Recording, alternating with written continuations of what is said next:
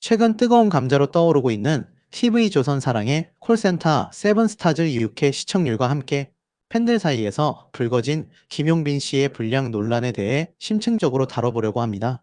과연 시청률 1위 프로그램에서 왜 이런 논란이 불거졌으며 앞으로 방송국은 어떤 방향으로 나아가야 할지 함께 이야기 나눠보겠습니다. 먼저 사랑의 콜센터 세븐스타즈 6회 시청률 소식부터 전해드릴게요. 6월 5일 방송된 고맙습니다. 특집은 닐슨 코리아 전국 기준으로 무려 5.3%의 시청률을 기록했습니다. 순간 최고 시청률은 5.7%까지 치솟았다고 해요. 이 수치는 지상파, 종편, 케이블을 포함한 동시간대 모든 채널에서 1위를 차지했을 뿐만 아니라 1일 종편 및 케이블 전체 1위, 그리고 목요 예능 전체 1위라는 엄청난 성과를 보여줬습니다. 이 정도면 명실상부한 시청률 제왕이라고 할 수 있겠죠. 꾸준히 높은 시청률을 기록하며 승승장구하고 있는 사랑의 콜센터 세븐스타즈는 매주 다채로운 특집과 탑 7 멤버들의 매력적인 무대, 그리고 팬들과의 소통으로 시청자들에게 큰 즐거움을 선사하고 있습니다.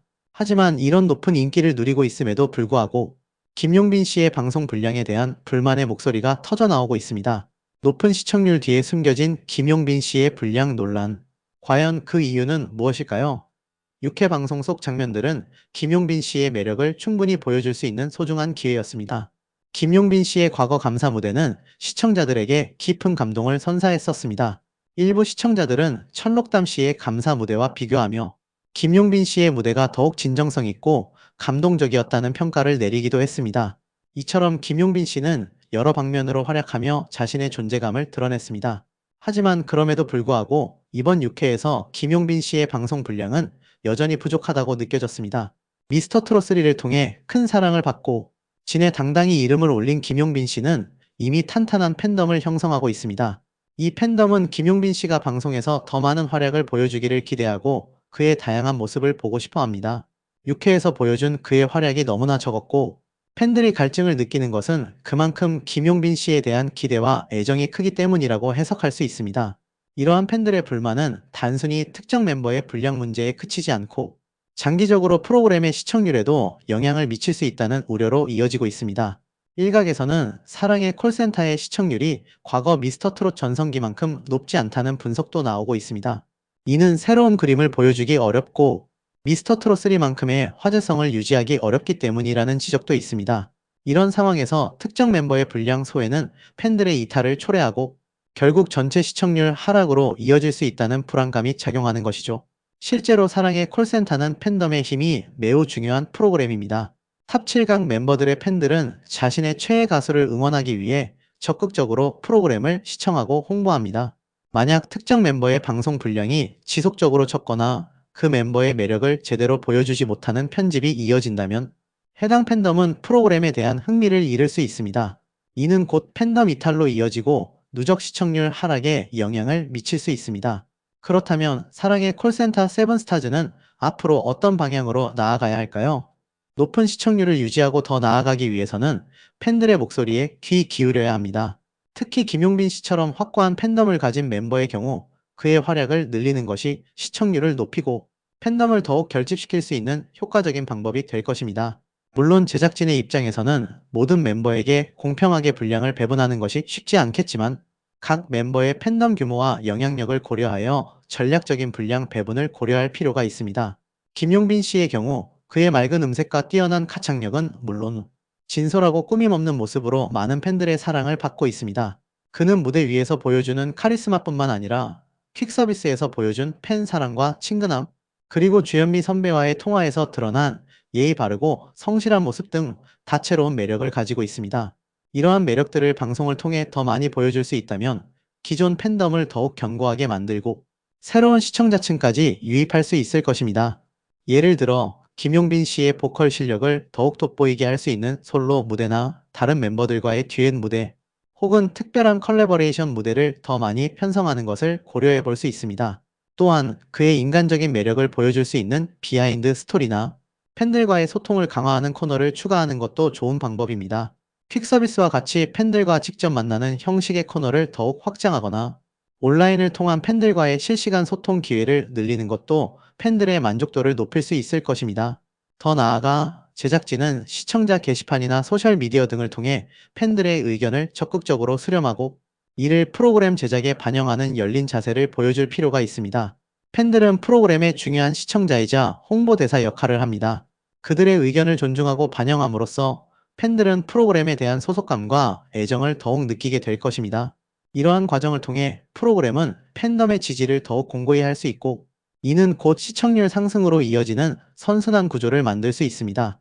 단순히 시청률 수치만을 쫓는 것이 아니라 시청자와 소통하고 그들의 니즈를 충족시키는 것이 장기적인 성공을 위한 핵심 전략이라 할 수 있습니다. 물론 모든 멤버의 분량을 완벽하게 만족시키는 것은 현실적으로 어렵습니다. 하지만 핵심은 팬들의 갈증을 해소해주는 것입니다. 단순히 물리적인 분량을 늘리는 것을 넘어 주어진 분량 안에서 김용빈 씨의 매력을 최대한으로 끌어올리고 그의 활약을 의미 있게 담아내는 편집이 중요합니다. 그의 재능과 인간미를 아낌없이 보여줄 수 있는 한 방을 만들어주는 것이 팬들의 만족도를 높이는 지름길이 될 것입니다. 시청자들은 단순히 노래를 듣는 것을 넘어 자신이 응원하는 가수의 성장, 스토리와 다채로운 모습을 보고 싶어 합니다. 김용빈 씨의 경우 그의 꾸준한 노력과 음악에 대한 진정성이 팬들에게 깊은 감동을 주고 있습니다. 이러한 부분을 방송에서 더욱 부각시킨다면 팬들은 더욱 열렬히 그를 응원하고 프로그램에 몰입할 것입니다.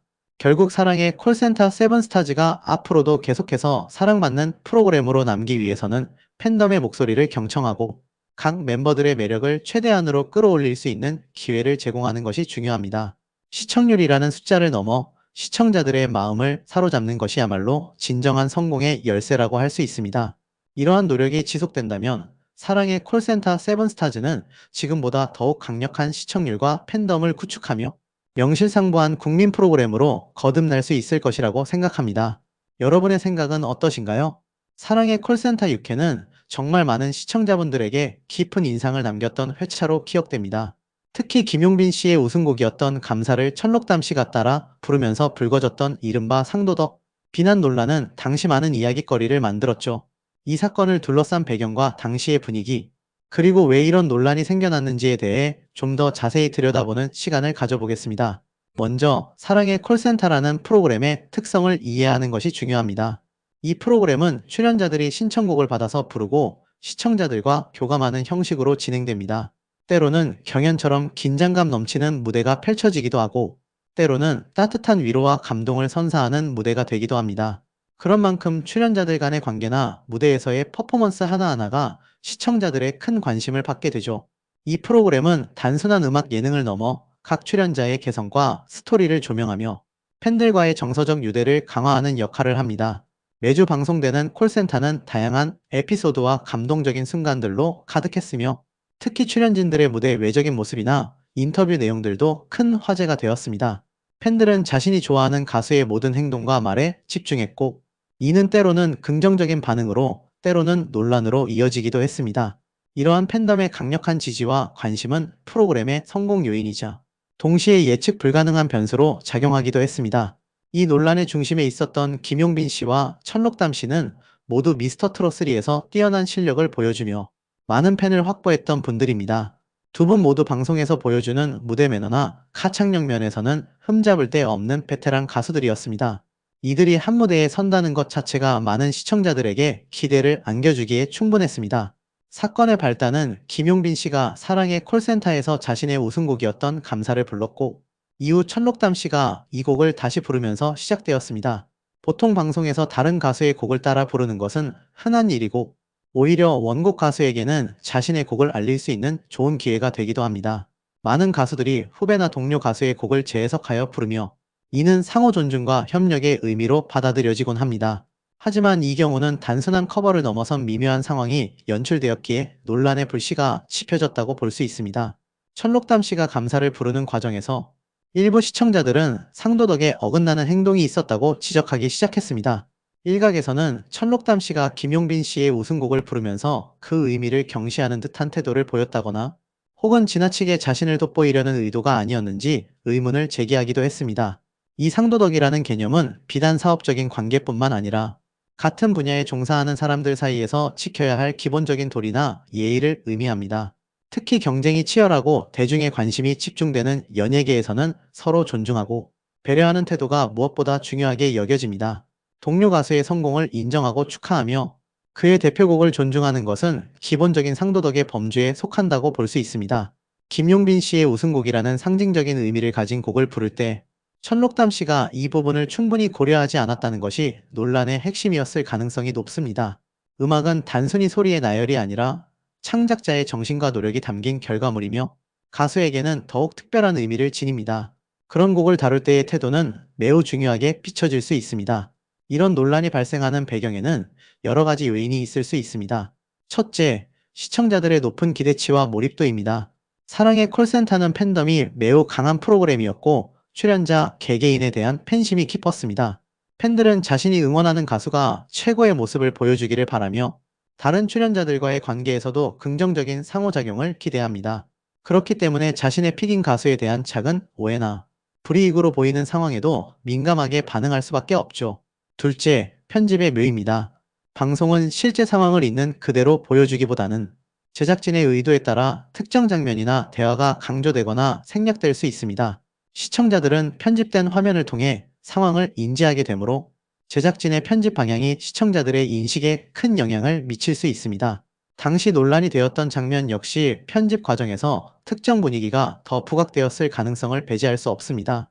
제작진이 의도적으로 경쟁 구도를 강조하거나 미묘한 긴장감을 연출하여 시청자들의 흥미를 유발하려 했을 수도 있습니다. 시청자들이 상도덕 비난이라는 키워드를 언급할 정도였다면 방송에서 그런 분위기가 어느 정도는 연출되었을 것이라고 짐작해 볼 수 있습니다. 비록 이것이 직접적으로 상도덕 논란과 연결된 내용은 아니었지만 두 출연자 사이의 경쟁 구도를 암시하며 시청자들의 궁금증을 자아냈습니다. 이러한 연출이 전체적인 논란 분위기에 영향을 미쳤을 수도 있습니다. 예고편은 시청자들의 본방 시청을 유도하기 위한 강력한 수단이며 짧은 시간 안에 핵심적인 갈등이나 흥미 요소를 압축적으로 보여주기에 실제 내용보다 더 강렬한 인상을 남길 때가 많습니다. 방송에서 출연자들 사이에 경쟁 구도나 미묘한 신경전이 펼쳐지는 것은 시청률을 높이는 요소가 되기도 합니다. 갈등은 드라마를 만들고 드라마는 시청자들의 몰입을 유도하기 때문입니다. 하지만 그 과정에서 출연자 개개인의 명예나 이미지가 훼손될 수 있는 여지가 있다면 제작진과 출연자 모두 신중하게 접근해야 할 부분입니다. 특히 대중에게 큰 영향을 미치는 방송의 특성을 고려할 때 책임감 있는 태도가 요구됩니다. 상도덕 논란이라는 것은 단순히 개인적인 감정을 넘어 프로페셔널한 가수로서의 태도를 문제 삼는 것이었기에 더욱 민감하게 받아들여졌을 것입니다. 이는 개인의 문제를 넘어 업계 전체의 신뢰도와도 직결되는 문제로 비춰질 수 있기 때문입니다. 그렇다면 이런 논란이 다시는 발생하지 않도록 하려면 어떻게 해야 할까요? 무엇보다 출연자들 간의 상호 존중과 배려가 가장 중요합니다. 아무리 경쟁 프로그램이라 할지라도 서로의 노력과 실력을 인정하고 존중하는 태도를 유지해야 합니다. 무대 위에서의 퍼포먼스만큼이나 중요한 것이 동료에 대한 예의와 존중입니다. 또한 제작진 측에서는 출연자들 간의 관계를 흥미로운 요소로 활용하되 불필요한 오해나 갈등을 조장하는 편집은 지양해야 할 것입니다. 시청자들에게 자극적인 장면만을 부각하기보다는 출연자들의 진정성 있는 모습과 음악적 재능을 더 많이 보여주는 방향으로 나아가야 합니다.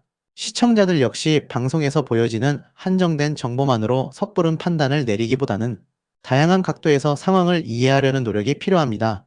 연예인들은 대중에게 비치는 모습이 전부가 아니며 카메라 뒤에서는 훨씬 더 복잡하고 인간적인 면모를 가지고 있을 수 있다는 점을 기억해야 합니다.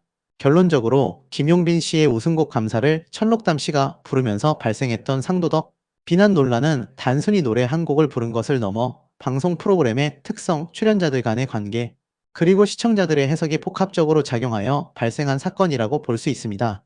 이러한 논란을 통해 우리는 대중매체 속에서 윤리적 태도와 프로페셔널리즘이 얼마나 중요하게 여겨지는지를 다시 한번 확인할 수 있었습니다. 아울러 팬덤 문화의 양면성과 미디어의 영향력에 대해서도 깊이 성찰해 볼 수 있는 기회를 제공했습니다. 앞으로는 이런 논란이 다시는 생기지 않도록 모두가 노력하며 서로를 존중하는 아름다운 무대들만 가득하기를 기대해 봅니다.